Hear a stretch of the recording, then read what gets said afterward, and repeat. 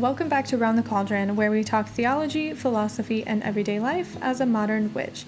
Today is going to be a short little episode where we discuss the history of Valentine's Day and what you can do with all of the love that's in the air in the month of February.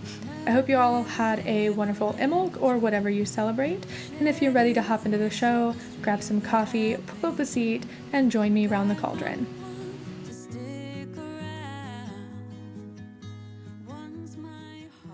We've officially moved into February, so yeah, today is February 1st when you're watching this or listening to this, maybe. So happy Imbolc, happy whatever it is that you celebrate. If you don't celebrate anything right now, then happy whatever day it is that you're listening to this. Since we've moved into February, I wanted to do like a theme for the month, so February, the entire theme for this month is going to focus on love magic and just love in general. So to kick that off, this very first episode of February, this very first video of February is going to be about Valentine's Day and what Valentine's Day is and how you can take advantage of the love that is in the air on Valentine's Day. So yeah, this month the theme is going to be love and love magic. We're going to focus on all things love related, love spells, self-love, and different things like that. So this first episode is going to be about Valentine's Day. Make sure that you're subscribed to my channel or the podcast wherever you listen, because next week I'm going to be speaking with M.A. Phillips, the author of River Magic.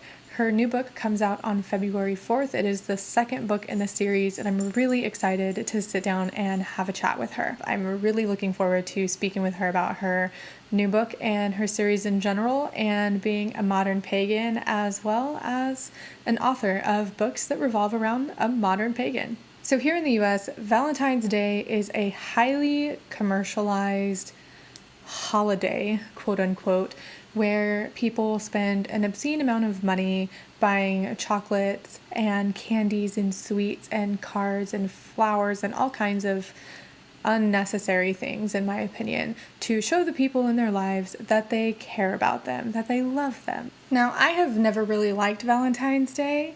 I have always been of the opinion that if you really love someone and you really care about someone, you don't need to wait for a special day to let them know. If you want to buy someone flowers, buy them flowers. If you want to get someone a box of chocolates, buy them a box of chocolates. My issue with Valentine's Day is the same as my issue with the commercialization of Christmas.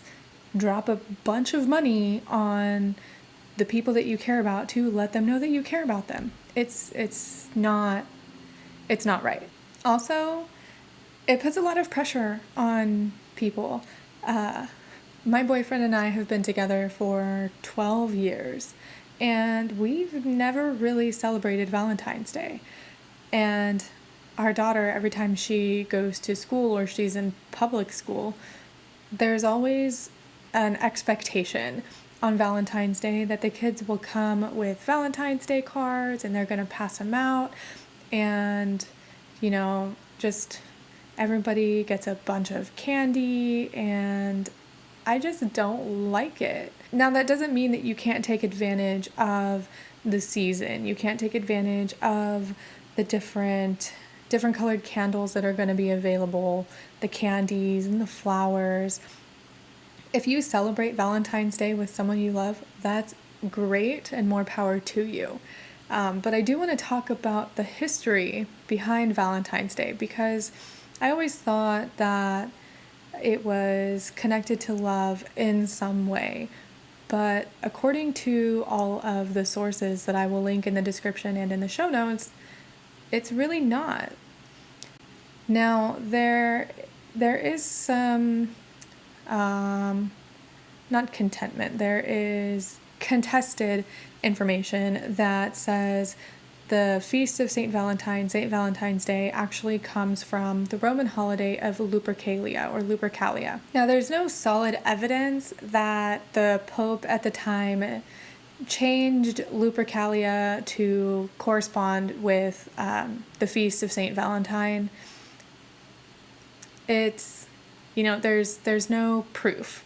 So some sources say that Saint Valentine or Valentine's Day is taken from Lupercalia, and some sources just say that it's not. So take that with a grain of salt, look at the sources, and come up with your own thoughts and opinions. Since that information is contested and nobody really knows for sure, I want to talk a little bit about what Lupercalia is. Lupercalia is an ancient Roman festival that some modern pagans still celebrate today, although not quite like how they celebrated it in historical times. So it's a festival of cleansing and purifying the city of Rome and releasing health and fertility. Supposedly we get the name of the month, February, from the word februa, which is the name of the cleansing tools that they used during Lupercalia.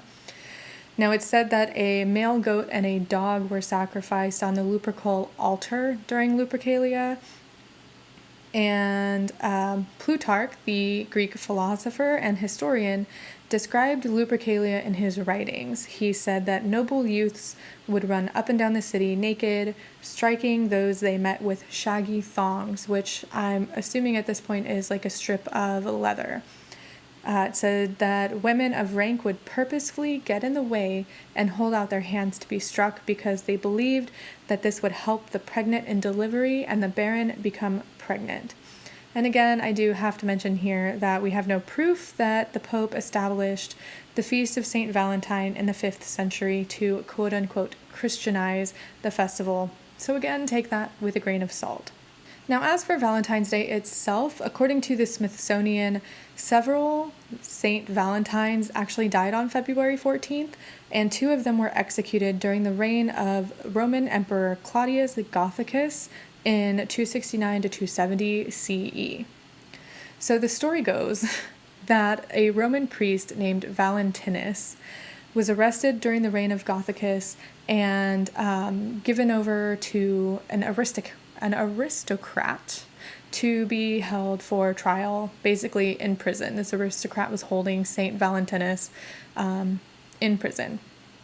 The story goes that Valentinus would not be quiet about how Jesus Christ, Lord and Savior, God, basically led the pagans out of darkness and into the light of Christ. And the aristocrat told Valentinus that he would make a deal with him. If Valentinus could lay hands on his foster daughter and cure her blindness, the aristocrat and his family would convert. Now it says that Valentinus did this and laid his hands on the aristocrat's foster daughter and chanted, "Lord Jesus Christ, enlighten your handmaid because you are God, the true light." And then she could see again. Gothicus had them all executed. The aristocrat and his family converted. Gothicus found out about this and had them all executed, but Valentinus was the only one that was beheaded. So at the root of Valentine's Day, it is possible that the celebration comes from the martyrdom of a Christian priest. Now, love really had nothing to do with Valentine's Day until the author Geoffrey Chaucer, I believe, who is the author of the Canterbury Tales, wrote about Valentine's Day in correlation with the mating of birds. So he said that on Valentine's Day, on the day of St. Valentine, is when the birds began to mate. And that's really when the correlation between St. Valentine and love came into play. It is said that the nobles started to equate the Feast of St. Valentine with that of love, and they would go out and buy flowers and trinkets and stuff for their loved ones, and it's just something that continued over time, because I guess in those days in that country, in Europe, the springtime around the Feast of St. Valentine was a time when the birds started their mating. So it became equated with love, and it just spiraled out of control from there. Now, as witches, and even as pagans, if you celebrate it this way and you have some different sort of connection to Valentine's Day or just the season in general, you should feel free to celebrate however you want.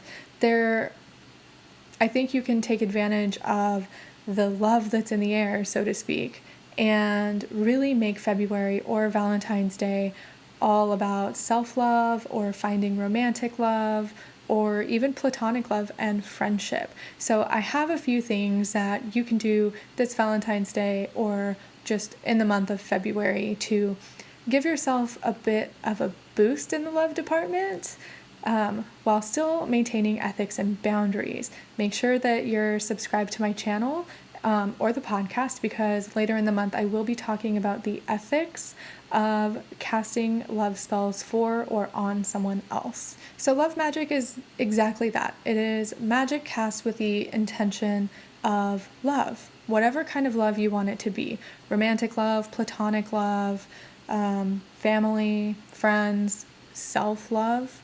That's a really important one for me, is the self-love. So the first thing that I want to say that you can do to take advantage of the love in the air is make yourself a self-love bath soak. If you don't have a bathtub, you can do this too with your shower, or just sit in the bathroom and put the bath salts in the sink with warm water and let the smell really envelop you. Cultivate that sense of love with yourself this month. Use the bath soak. Buy a frilly pink candle that smells like roses. Charge it with the intention of learning how to love yourself or giving yourself more of the love that you deserve. I'm going to be doing this. I am going to be making my own bath soak for self-love, probably with some Epsom salts and some pink Himalayan salt, some rose essential oils, and whatever else I decide to throw in there, surrounded by candles and soft music, and really meditate and focus on the concept of self-love and what that means to me and how I can bring that into my life daily. Also, for the month of February, over on Patreon, we're focusing on self-love. So if you join me on Patreon during the month of February, you will get a self-love guided meditation if you are in the $3 tier. If you're in the $5 tier, you'll get the meditation as well as the self-love spell that I will be writing. The link for that's in the description and in the show notes. Now on Thursday, if you're not subscribed to my channel, make sure you do so, because I'm going to be walking you through how to make a self-love rose water sort of perfume. If you have a special someone in your life, whether that be a spouse, a partner, friends, family, whatever, you can take advantage of all of the Valentine's Day cards and the chocolates and the flowers that they have right now and give them as gifts. Charge them with the energy to cultivate that relationship and maybe give them some of the self-love that they deserve. That's really easy. So you can take a Valentine's Day card and get it and hold it in your hands, charge it with that energy of self-love and assurance, and really just let them know how much that you care about them as well. Also, don't forget that you don't need a special day to tell the people in your life that you love them. You don't need a special day to give yourself the self-love that you want or that you need. You can do that every day. So whether you're celebrating Valentine's Day, Lupercalia, or just the random Sunday that February 14th happens to be on this year, I hope you have a wonderful month of February, and I hope you look forward to everything love related that my channel will focus on this month. I'll talk to you soon. Bye for now. A huge shout out to my patrons over on Patreon. Thank you so much for all of your support. Again, during the month of February, we are focusing on self-love. If you join me on Patreon at patreon.com/roundthecauldron this month, you will be getting a self-love guided meditation or a self-love spell, or both, depending on the tiers that you join.